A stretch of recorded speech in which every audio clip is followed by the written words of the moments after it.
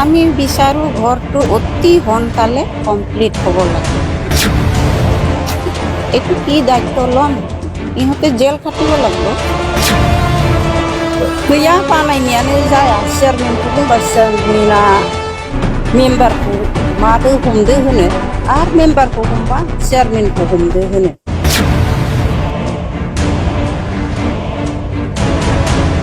PMAYG न' लुफुंनायाव रां जाख्ल'नायनि अजद जाथाया जादों चिरां जिल्लानि सिङाव थानाय थाइखाजरा BCDCआव।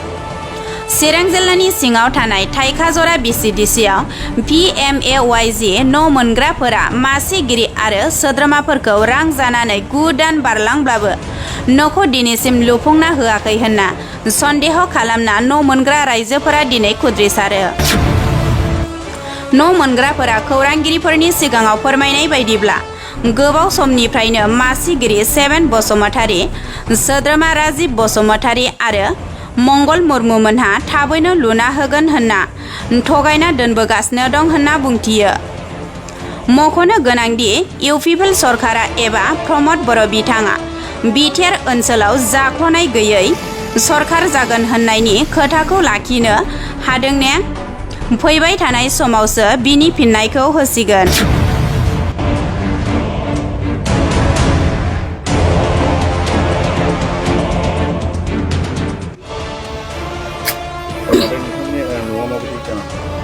गैया बानायनायानो जाया चेयारमेनखौ बुंबासो जोंना मेम्बारखौ मादो हमदो होनो आरो मेम्बारखौ हमबा चेयारमेनखौ हमदो होनो। रागानो हाथारला आङो। न'आ लुफ्रामनानै भाद्र मासनिफ्रायनो लुनायानो जादों, ओमफ्राय गैया लुवा। थाइखाजरा माबा बोरैबा नाम मोनलाय सेभेन बसुमतारी। मेम्बारा माबा राजिब। थिनबाबो मानिया रागान हामलां। फैसाखौ खननै बख'नायखौ गावसोरनो लायजोबदों। औ दा मा लुबैयो नोंसोर? न'खौ नांथारगौ जोंनो। गैया खाबुआलायनो दं। दा बेखौनो न'खौ नांथारगौ होननानै बुंगासिनो आङो। र' साननै नेथ' होनो आरो र' सप्तासे नेथ' होनो। रागा जोंजोब्बाय जोङो, न'खौनो लुवा। सिगां नोंसिनिफ्राय फैसा लादोंमोन नामा? औ सोर लाजोबदों? बेसेबां लाया? माबा खनसेना माबानि 50,000 गेजेरना, ओमफ्राय लेबार कार्डनि लुनो बख'नायानोथ'। औ ओमफ्राय लेबार कार्डनि 3,000। होमबा गैया थाइसेबो मोनाखै, गावसोरनो लाजोबदों। खालि गारि भाराल' होयो 500, बेनो थांलाय फैलाय। सरकारखौ मा खावलाय सोरखारखौथ' बिसोरो मा खावलाय न'खौनो नांथारगोन जोंनो सरखारनिफ्राय। जोंखौ औ जोंथ' बिदि सानबाय, दा जोंनि न'खौनो फुरा खालामना होआखिसैबा जाबायानो बिसोरो लुनानै होनाय नंला सानबाय आरो। औ जों बिदिनो सानगासिनो दं। थगायबाय थायो। दमासिबाबो होनबाय बिसोरो र' साननैल'सै, र' सप्तासेल'सै होनो, ओमफ्राय लुवा। जोंना बे थाइखाजरानो गोलैखायो, थाइखाजरानो गोलैयो जोंना। ओमफ्राय दा बिदै होनैनो हनै बोथोरासो थांबाय, दैज्लां बोथोरसो फैलायलांबाय, जोंहाबो दुखु मोननाय थाबाय। আমার ঘরটো মোটামুটি 9 মাহ মান হৈছে, 9 মাহৰো বেছি হৈছে। আজিলৈকে কমপ্লিট কৰিব পৰা নাই। টকা 2বাৰ বাহিৰ কৰি দিয়া হৈছে, ফাৰ্ষ্ট কিস্তি, ছেকেণ্ড কিস্তি। তাৰপিছত জব কাৰ্ডৰ 9,000 বাহিৰ কৰি দিয়া হৈছে। আমি লোৱা নাই টকা, গোটেই দিয়া হৈছে।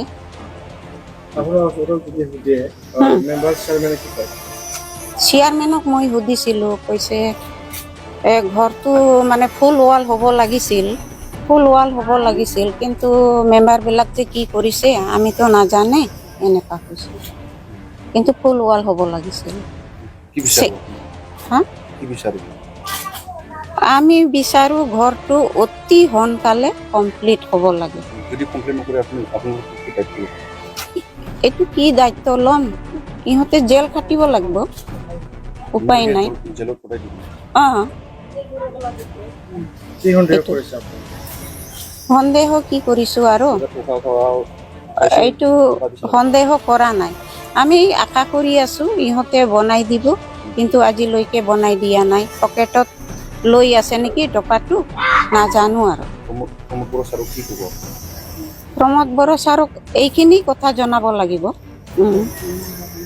মানে ঘৰ কমপ্লিট হোৱা নাই টকা পইচা গোটেই লৈ গৈছে ফাৰ্ষ্ট কিস্তি ছেকেণ্ড কিস্তি তাৰপিছত জব কাৰ্ডৰ লগে লগে লৈ যায় ইহঁতে এইখিনি থাইকা জৰা আপোনাৰ মেম্বাৰৰ নাম কি মংগল মুৰ্মু চেয়াৰমেনৰ 7 बसुमतारी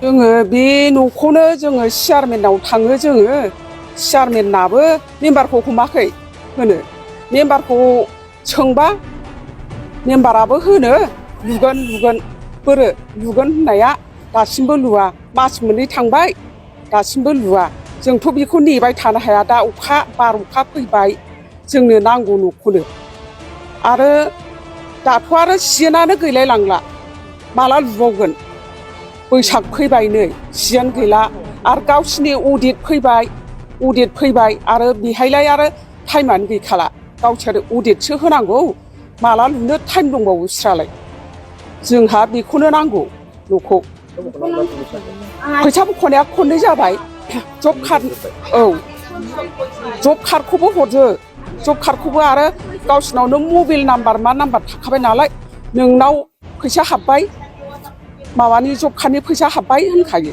जोंबोथ' बख'नानै हरनांगौ जायो मालाबाफोर बिदिनो 500,000 2,000 न'आथ' आंनि नामाव गैया नालाय हौवानि नामावसो लादोंना लायाखै आंबो सोंनाय जायाखै आरो लायाखै खोमा औ দে হ'ব লাগিব আৰু এতিয়াতো আধা মাত্ৰ হৈ আছে একো বস্তু আনা নাই কিবা পইচা গিলাতো চব লোৱা হ'ল এখন ছেকেণ্ড কিস্তি মাত্ৰ আছে লাষ্ট কিস্তি লাষ্ট কিস্তি মাত্ৰ আছে এখন ঘৰটা বানাও হ'ব ন এখন এই মাছতে বানাব বুলি কৈ আছে আৰু কি কোৱাটো এখন মেম্বাৰটো হয় এইবিলাক যি কৈছে এটাই হয় বনাই নিতে বনাই নাদিলেতো এখন কি হ'ব এখন তাই কি কৰে ঘৰগিলা এখন আঁতৰা হওক ঘৰগিলা ভাঙাই দিব লাগিব কি ক'ব আমাৰতো এইটোৱে কৈ আছে এখন ঠাইত জৰা কি ক'ব এখন দেৱাৰ কথা দিয়ে না নাদে উমাৰ ওপৰত আছে ঘৰটা হ'লে লাগিব আৰু কি মেম্বাৰবিলাক কি কয় মেম্বাৰ গিলাতো এই মাছতে বানাই দিব মাছ কমপ্লিট হ'ব বোলে কিবা ফেব্ৰুৱাৰীত বনাব কথা আছিল ফেব্ৰুৱাৰীটো গ'ল এতিয়া এই মাছতহে কৈ আছে কিমান দিন হৈছে ঘৰ পাৱাটোতো প্ৰায় 8 মাস মান হ'ল নাকি না 9 মাসত ঢুকিল বৰ্তমান 10 মাস